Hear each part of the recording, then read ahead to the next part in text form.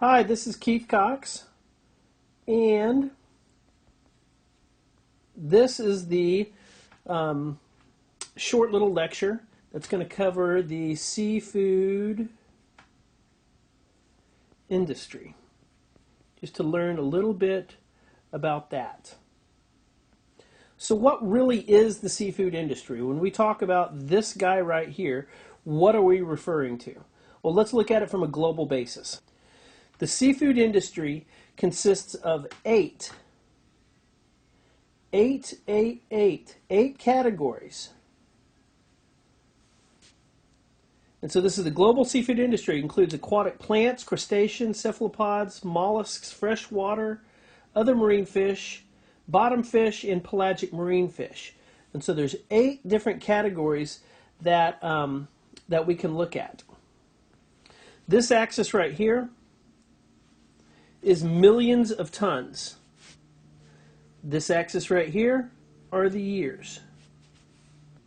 So the way you read this graph is if you wanted to look at pelagic marine fish, which is this guy right here, pelagic marine fish, in 2010 we could draw a line right here, and then this line is 0.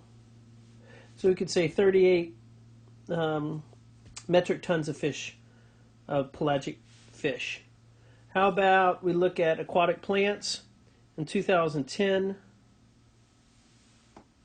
It would be, whatever your guesstimate of that is. So maybe 120, 135 to 160.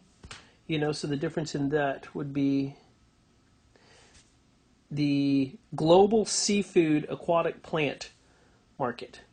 That many metric tons. Now this includes aquaculture and it includes wild caught. So this is the total global seafood of the 8 categories right here. So if we split this and look at wild stocks versus aquaculture, we can break that apart too. So there's 3 categories of this.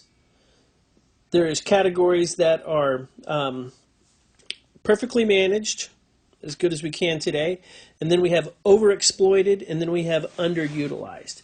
And so since red is necessarily bad, if we look at this, 32% is overexploited.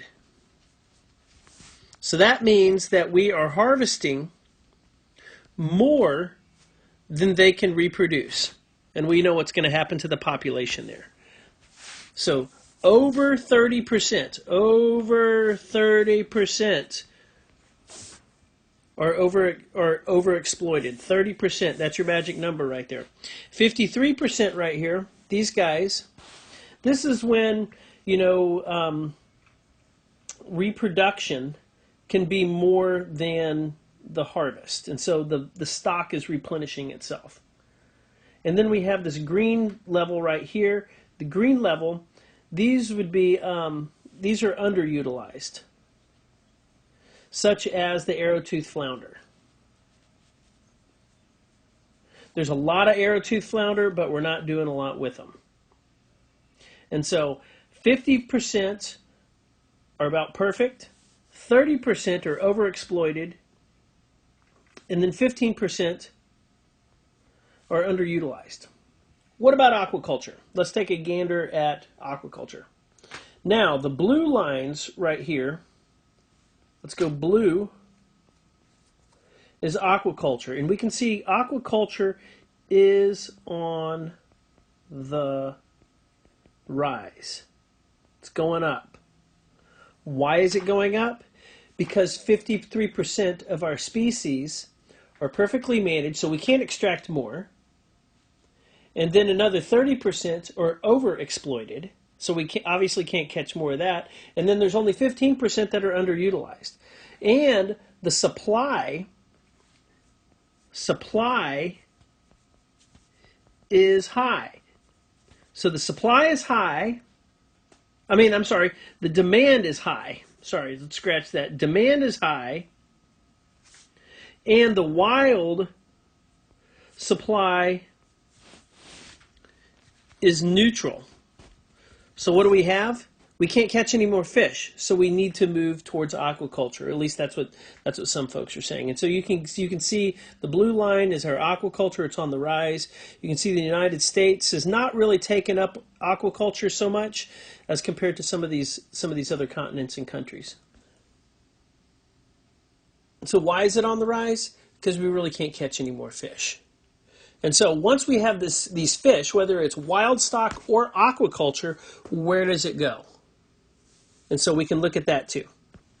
Most seafood is sold as fresh.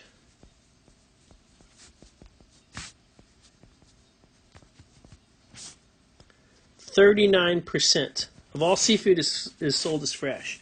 Only 25% is frozen. So most fish is sold as fresh. The definition of fresh is, by FDA standards, never been frozen. That is the definition of fresh. Not unaltered since harvest, but never been frozen. So if most of this fish is sold as fresh, meaning never been frozen, how do you know what the quality is? And so quality is a big question. So what is quality of seafood? As seafood degrades from freshly caught, so this is days down here, freshly caught to over 2 weeks, what happens? Well, it starts to auto-lyse. It breaks itself down. Then bacteria takes over. And so you get this little curve that looks like this. And so you want to know where your product is on this curve. So how do you do this? Well, generally, you use your nose. Each one of these steps right here can have a different smell to it. You know what fresh fish smells like.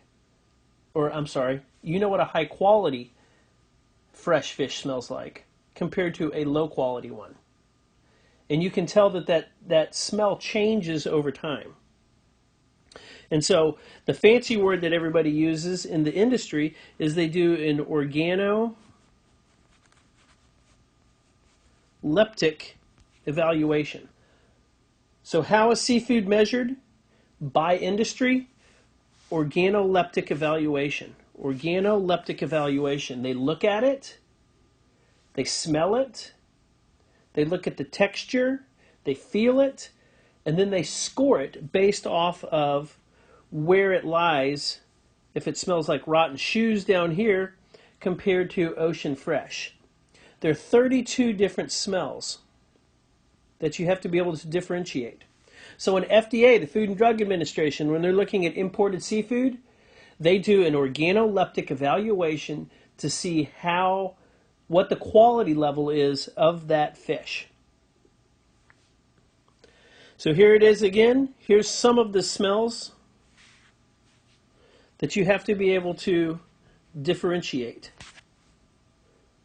Ocean, sea, briny, salty, melon, cucumber, metallic, seaweed, fish, oily, neutral, fishy, oxidized oil, blah, blah, blah, blah, blah.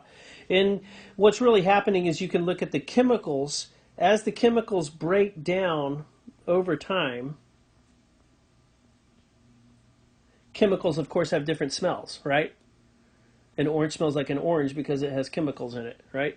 And so as the chemicals break down, it gives off different odors. And those different odors can be used to see where the quality of that fish is on a curve. Organoleptic evaluations. There are new technologies that are coming out which can give more of a direct measurement. And here's a picture of the product that we manufacture. And by simply touching the fish on these 4 probes right here, if this is a fish here,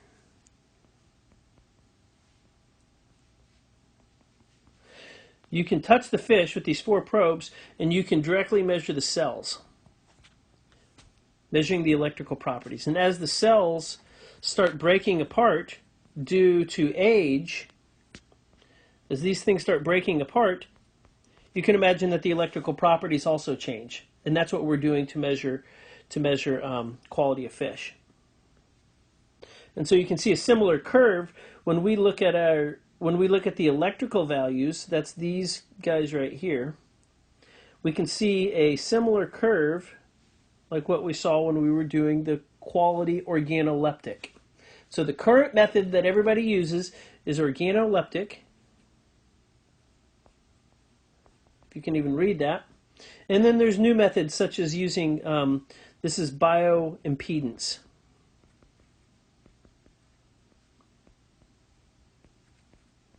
Bioimpedance. And so there it is kind of as a whole. We can look at the seafood industry. The seafood industry has 8 categories of seafood. And 30% of the fisheries part are overexploited. Aquaculture is on the rise because we are at or exceeding the wild stocks that we can take, according to the science. Most seafood, in terms of fish, is sold as fresh, not frozen. It's sold as fresh. And so when you have fresh seafood, fresh means never been frozen. And so you need to monitor the quality of that fresh fish, and the way people do that is through organoleptic evaluation, which is smelling the fish. You're smelling the fish and you're smelling the chemicals that are given off by the fish that occur during the natural degradation of the product. And that is all for today.